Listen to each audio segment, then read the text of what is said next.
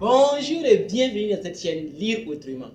Je suis Nassouri Suleiman et si vous me découvrez pour la première fois, n'hésitez pas à vous abonner, à liker afin de nous permettre de toucher encore plus de monde.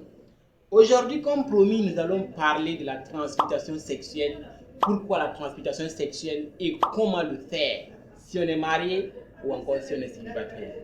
Mais n'oubliez pas, toute norme n'est normale que par rapport à sa norme de référence. C'est très important. Donc, la transmutation sexuelle, comme nous l'avons dit dans la vidéo précédente, c'est juste la transformation d'une énergie sexuelle en une autre énergie.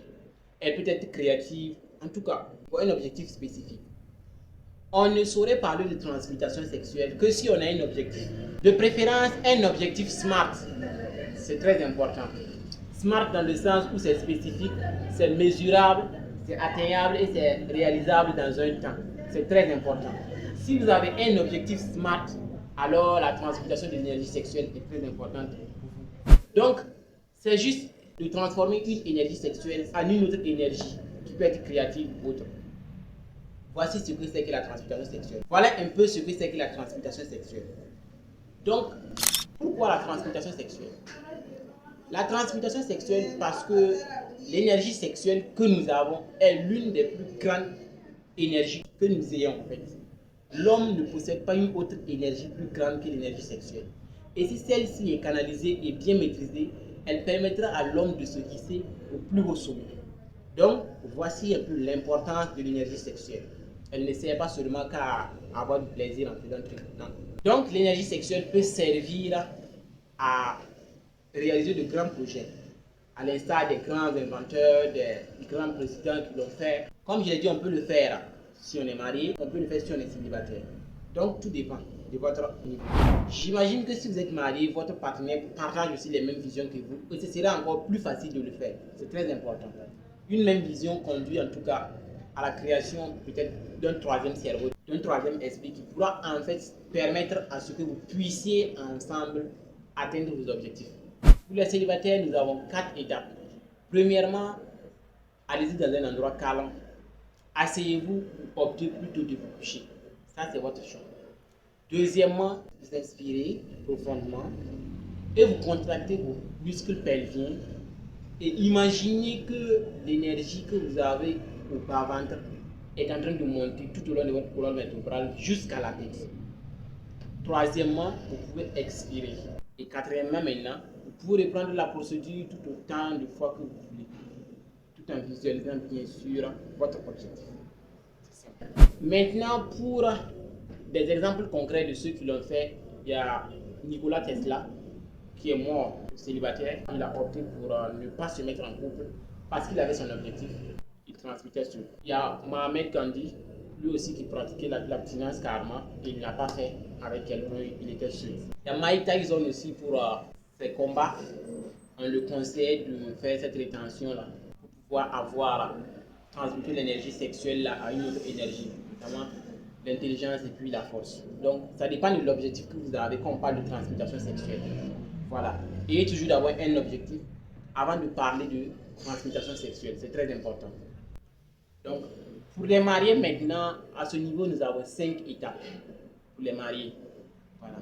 La première étape consiste d'abord à avoir l'intention. Avant de passer à l'acte, il faut que vous ayez l'intention d'être connecté à votre esprit, à votre corps et à votre âme. C'est très important. Une fois que vous avez cette intention, c'est bien.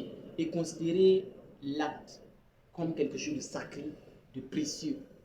C'est très important. Deuxième étape, c'est la connexion visuelle. Regardez votre partenaire droit dans les yeux avec sincérité et puis tendresse, avec amour aussi. Ça permet une certaine harmonie entre les deux âmes. C'est très important. Troisièmement, la connexion du cœur. Il est préférable que vous placez votre main sur le cœur de votre partenaire et qu'il en fasse le même.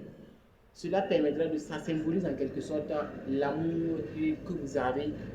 Et là, vous êtes tous sur la même longueur d'onde. Et vous avez en fait, vos âmes, ils ne font plus qu'un quoi. Ça montre un peu votre synergie. La quatrième étape consiste maintenant à la connexion respiratoire. Celle-là permet de mettre maintenant en harmonie tous les deux autres qui viennent citer, la connexion visuelle et puis du cœur. Quand vous vous connectez, quand vous respirez tous ensemble, inspirez ensemble, respirez ensemble, en ce moment vous connectez maintenant tout. Ça calme l'esprit non seulement, mais ça vous connecte également, ça connecte également vos âmes et ça permet également d'atteindre votre objectif en fait. C'est très important. C'est ça même qui est à la base des deux autres. Donc, inspirer ensemble et expirer ensemble, c'est très important. Et maintenant, la cinquième étape consiste à activer et à élever l'énergie sexuelle. Donc, à ce niveau, il suffit juste d'inspirer profondément, de contracter vos muscles pelviens, d'imaginer une montée d'énergie tout au long de votre colonne vertébrale et visualiser en ce moment ce que vous voulez. Tout ce que vous voulez, tout ce que vous imaginez, faites-le en ce moment-là. Et c'est là maintenant que vous verrez la puissance de la transmutation sexuelle. C'est très très important. À ce niveau, c'est juste comme ça. Voilà. Et l'exemple de ceux qui l'ont fait, il y a Tony Robbins avec sa femme Sarah Robbins. Il y a Nelson Mandela aussi avec sa femme Garcia Michel.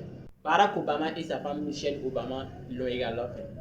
Donc, ça montre en quelque sorte que votre partenaire doit quand même partager les mêmes visions que vous pour que vous puissiez le faire facilement et puis ça puisse vous aider en fait. Sinon, ça ne serait pas très très utile. Ce n'est pas intéressant. J'espère que vous pouvez quand même appliquer ces principes-là.